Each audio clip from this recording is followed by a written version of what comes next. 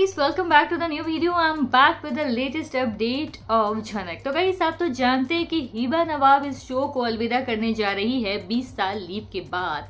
And then उसके बाद यहाँ पे इस जो प्रोग्राम के लिए एक नेगेटिव रोल के लिए अप्रोच किया गया है ऐश्वर्या शर्मा।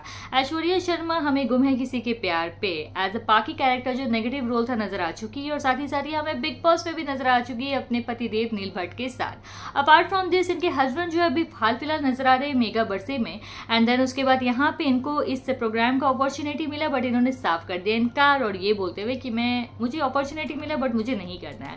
सो गाइस, आप तो जानते ही अपने सोशल मीडिया प्लेटफॉर्म में बहुत ही ज्यादा एक्टिव रहती है, और इनका जो लाइक वीडियोस वगैरह थोड़ा सा कॉमेडी है बट थोड़ा सा अनोइंग भी लगता है। आपको नहीं लगता guys? Let me know in the comment box. Be with me, don't forget to subscribe. तब तक के लिए टाटा, बाय बाय।